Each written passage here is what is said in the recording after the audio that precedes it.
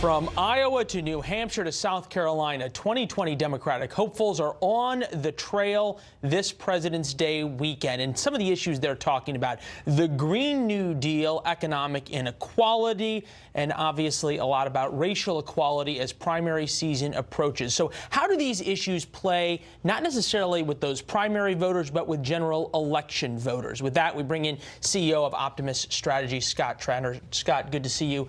As always, put up this about how popular it is in terms of taxing millionaires, meaning those making over $10 million. We heard Alexandria Ocasio-Cortez talk about that. Elizabeth Warren talks about the ultra millionaires tax. Higher tax rate there, as we saw it, on those making more than $10 million a year. 56% of Americans support that.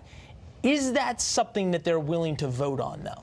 I think it is, especially when we look at data in the individual Iowa, New Hampshire, South Carolina primary states. It's an issue that polls above 70%. And when you go into age groups like 18 to 35, in Iowa, it's over 90% on taxing people over $1 million and over 70% on Medicare for all.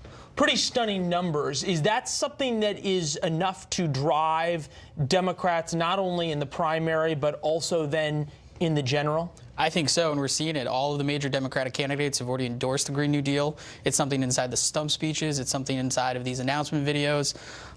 It's certainly going to drive votes, and it's going to motivate people to come out, and I think that's going to be their rallying cry throughout the rest of the election cycle. Another thing we've seen from a number of the senators who have thrown their hat in the ring, co-sponsoring Medicare for all bills. We'll put the polling up on there.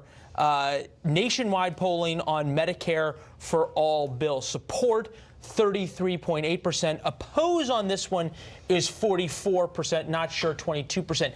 Is this one of those issues where we see huge support within the Democratic primary base, not so much inside the general election base? Correct. So when you look at, especially among age groups, when you look at Medicare for all in states like Iowa, New Hampshire, South Carolina, it polls at above 50% across all age groups. And especially when you go into older age groups, 45 plus, it polls over 60% in states like South Carolina. So it's over-indexed for those types of voters. So what's the danger, though, for Democrats who are on the trail right now and saying, hey, I'm willing to go all in for Medicare for all? How do they then walk that back come the nomination?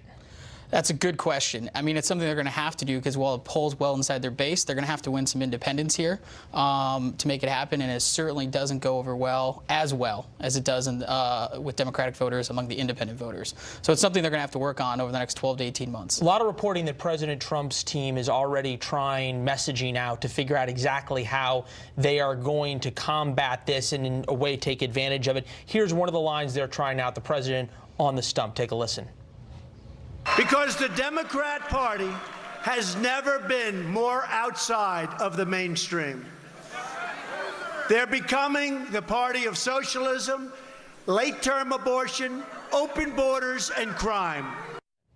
How does that play? Oh, I mean, it's great for his base. That's as much as taxing people over $1 million and Medicare for all plays with the Democratic base. Those are the issues that play well with the Republican base. And he's going to need his base to win again in 2020. And so the fact that he's starting it now, and you can see it how much he's spending on advertising through his campaign already, testing different ads, different states, things like that. His team is already working on that today. Your polling speaks to these sort of very specific policy ideas, over $10 million, Medicare for all in terms of tax rates over those over $10 million. Let's take a look at sort of this nebulous term of socialism and how that plays in the polls. Favorable opinion of socialism is only at 25%. 59% unfavorable. Is that where President Trump has an advantage, where he can sort of just blast everything as socialism and then pick up on those unfavorables? Especially if he can link things like the Green New Deal, Medicare for all, taxing over $1 million as socialism, brand those things as socialism, then those popular ideas among the Democratic Party will certainly be dragged down and branded as such. He's obviously a good brander, given the 2016 campaign, so we'll see how it all works. But yes, if you can tie socialism to those ideas, then I think it'll be helpful to his campaign. Well, we've certainly already seen his surrogates on the trail trying to do that. Scott Tranter, Optimist Consulting, good to see you, my friend, as always. Thank you.